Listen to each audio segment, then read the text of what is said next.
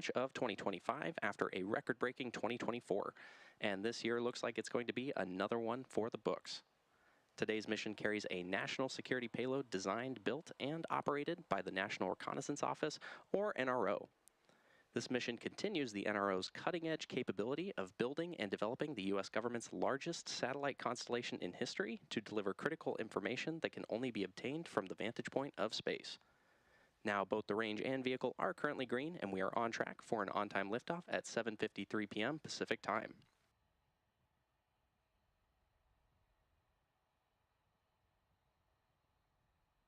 And as a testament to that good weather, here's a beautiful ground-based live tracking shot of the moon from Vandenberg.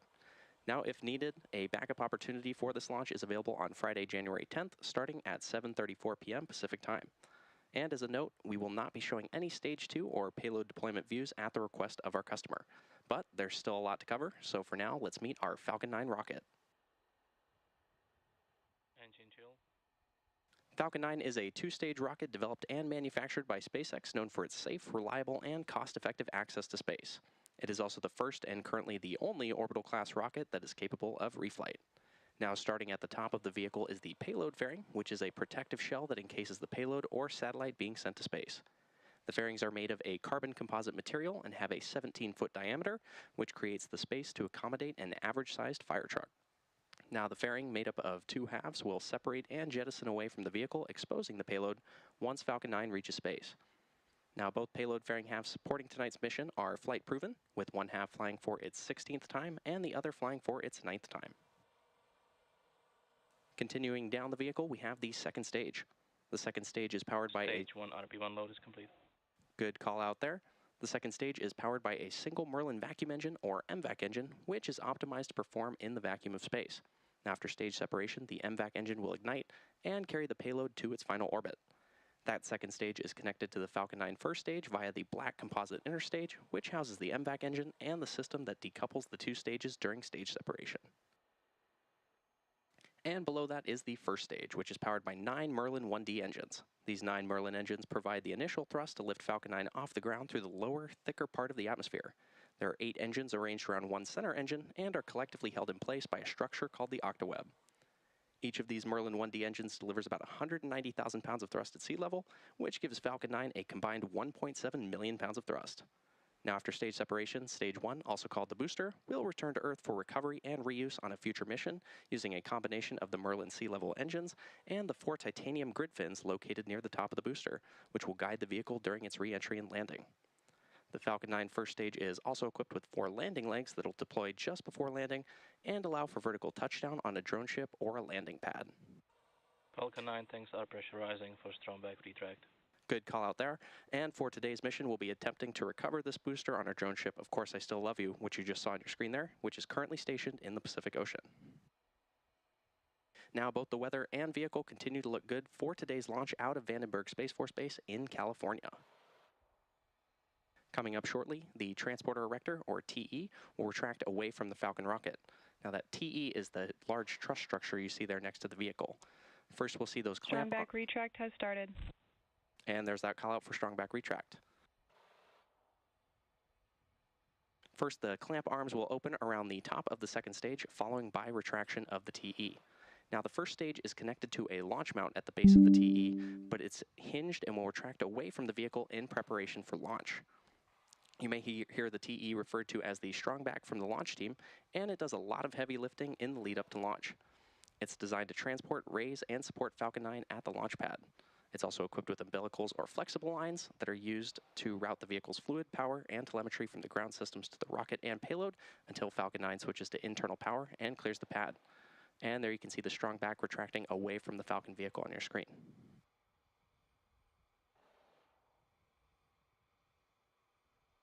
At this point in the countdown, both the first and second stages are nearly fully loaded with 1 million pounds of rocket-grade kerosene fuel and liquid oxygen. Both the first and second stages should finish propellant loading about a minute apart from each other, with the first stage finishing up at the T-3 minute mark, and the second stage finishing at around the T-2 minute mark. And as you may have noticed, there are white clouds forming around the vehicle. Those clouds are comprised of the chilled gas above the LOX tank that is vented overboard to maintain pressure in the tank as needed. And when that vented oxygen mixes with the warmer California air, it condenses into clouds. Stage 1 LOX load is complete. And good call out there. Now at T-minus 60 seconds, Falcon 9 will be in startup, and this means that the rocket's autonomous internal flight computers will have taken over the launch countdown. And just inside of T-minus 2 seconds, we'll light the M1D engines for liftoff. Now the payload continues to be healthy, and the Falcon 9 team is currently tracking no issues on the rocket. Weather is still looking green, and the range is ready to support our T0 of 7:53 p.m. Pacific time. So with that, we're proceeding into the final moments of terminal count.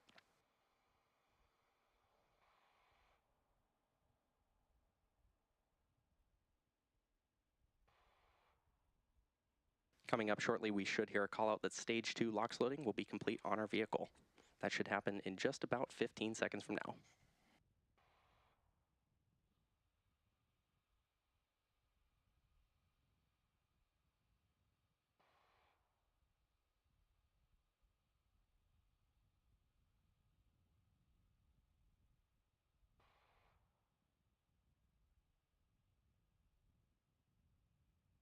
Now, as a reminder, the white clouds around the vehicle are completely normal and are comprised of the chilled gas in the LOX tank that is vented overboard so that we can backfill and maintain pressure in the tanks.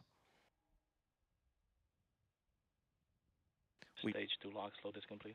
And there's that call out for stage 2 LOX loading completion. The Falcon 9 rocket on your screen is now loaded with 1 million pounds of fuel and oxidizer. In just about 30 seconds from now, ground gas closeouts. Good call out there. In about 25 seconds from now, we should hear the call out that Falcon 9 is in startup, which is when the vehicle's autonomous flight computers will have taken over the launch countdown.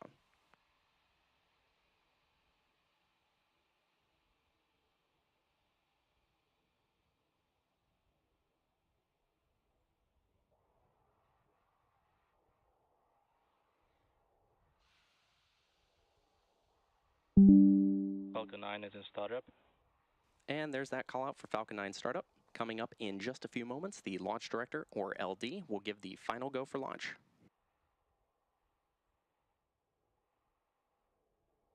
LD is go for launch. And there's that final go from the launch director. So with that, let's sit back and watch as Falcon takes the NROL-153 mission to space. T-minus 30 seconds.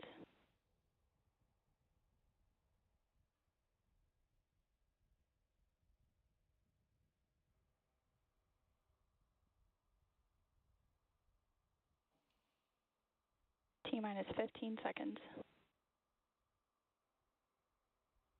10, 9, 8, 7, 6, 5, 4, 3, 2, 1. Ignition. Liftoff of the Falcon 9. Go SpaceX, go NROL-153.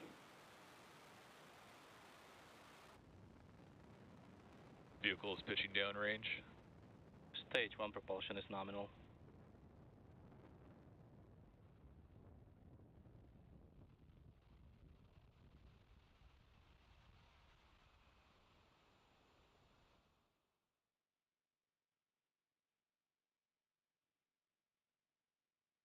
At T plus 30 seconds and counting, Falcon 9 has successfully lifted off from Slick 4E at Vandenberg Space Force Base in California.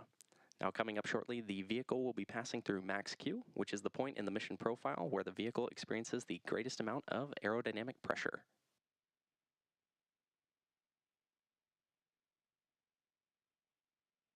Falcon 9 is supersonic. Now, it doesn't look like we're going to catch it in the view today, but as many of you know, there are multiple wildfires currently burning around the Southern California area. Our thoughts go out to those affected. Good call out there for Max Q. Our thoughts go out to those affected by the fires, and we here at SpaceX want to give a huge thank you to the firefighters working to put them out, as well as the other emergency crews and volunteers. Power and telemetry nominal. As well as the emergency crews and volunteers working to keep everyone safe. And we heard that good call out there for Max Q, which again is when the vehicle experiences the greatest amount of aerodynamic stress. Now coming up next, we'll have 3 events happening in quick succession, starting with... chill.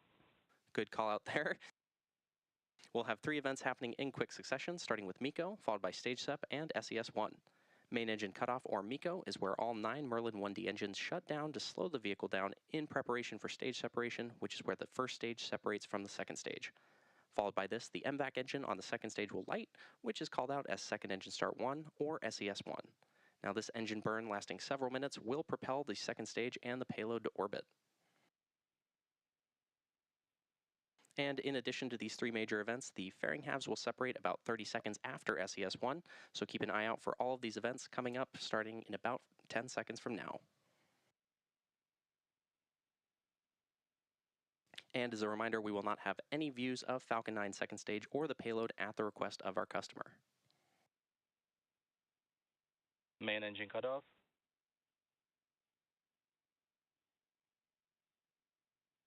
Stage separation confirmed. MVAC ignition. And good series of back-to-back callouts there, which again were MECO, followed by stage separation, and then SES-1. Now coming up shortly, we should hear a callout for fairing separation, but as a reminder, we will not be showing it on screen. Both payload fairing halves supporting tonight's mission are flight proven, with one half flying for its 16th time, and the other half flying for its 9th time.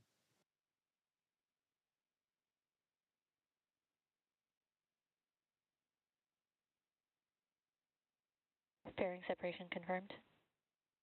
And there was that call out for successful fairing separation.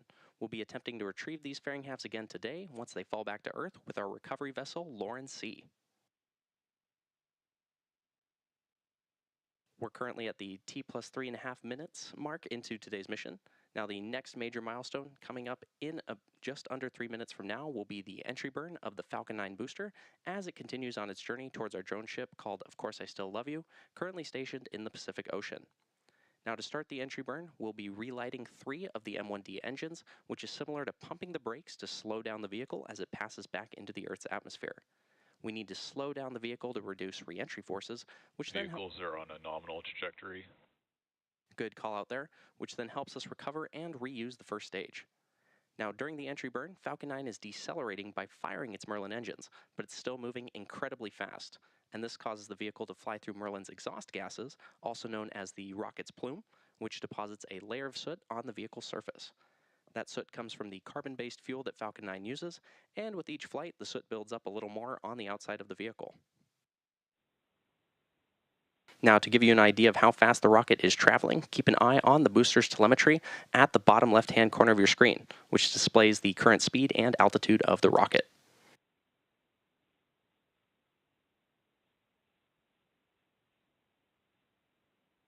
Now, reusability is key to lowering the cost of spaceflight, which enables more investments in critical space infrastructure.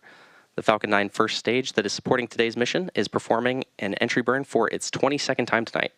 This booster previously launched several NROL missions, as well as SARA-1, the Surface Water and Ocean Topography, or SWOT satellite, Transporters 8 and 9, Bandwagon 2, and 13 Starlink missions. The payload fairing halves supporting tonight's mission are also flight proven, with one half flying for its 16th time, and the other half flying for its 9th time. Now we should be hearing that call out for the entry burn in just under a minute from now.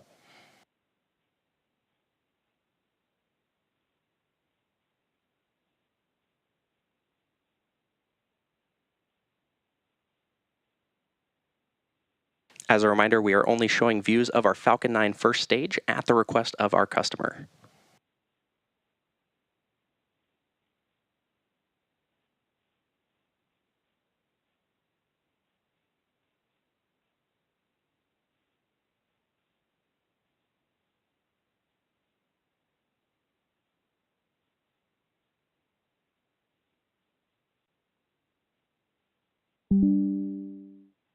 We should hear that call out for the Falcon 9 first stage entry burn in just about 5 seconds from now. Stage 1 entry burn startup. And there's that call out for the Falcon 9 entry burn startup. This burn is set to last about 20 seconds and again is slowing down the vehicle in preparation for its final burn and landing.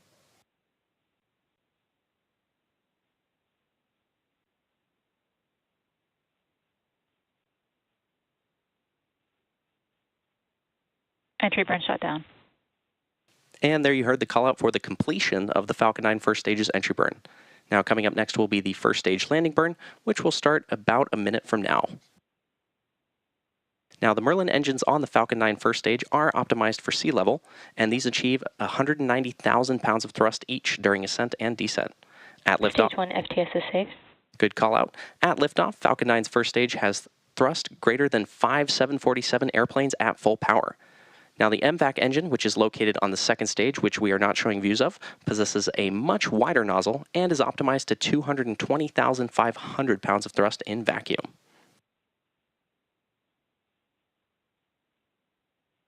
Coming up next in about 30 seconds, we'll have the landing burn of the Falcon 9 first stage. Now the landing burn is the final burn of the Falcon 9 booster, and it's used to reduce the remaining Stage speed. 1 transonic. Good call out there. Stage 2 FTS is safe. That landing burn is the final burn of the Falcon 9 booster used to reduce the remaining speed of the vehicle in order to allow for a soft touchdown on our drone ship.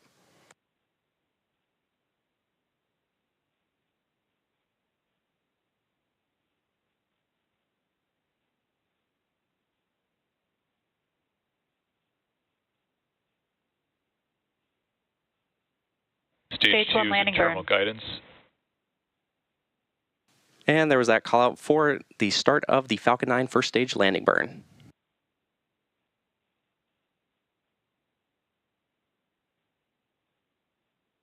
Landing leg deploy.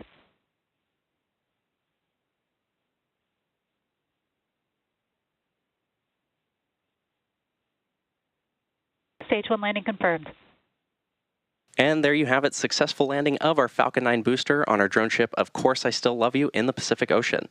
As a reminder, this was the 22nd launch and landing for this first stage. Now, as a reminder, we will not be showing any Stage 2 or deployment views at the request of our customer. So with that landing of the Falcon 9 booster, we'll be bringing today's webcast to a close. Good call out there. But before we go, we have some additional updates for those impacted by the fires in Southern California. For Starlink customers, Starlink is offering free service in the area indicated here on the map until February 10th. The Starlink and T-Mobile teams have also enabled basic texting through our direct-to-cell satellites, so you can now text loved ones, text 911, and receive emergency alerts to your DTC-enabled cell phone. Make sure to follow @Starlink on X for updates as we work with local response teams on further opportunities to help, and check starlink.com/LA wildfires for more information. Thank you to our customer for entrusting us with today's mission, and we'd also like to thank the Range and FAA for their support. And if you're interested in more launch coverage, be sure to check spacex.com/launches and follow @SpaceX on X for the most up-to-date information. Thanks for tuning in, and we'll see you again soon.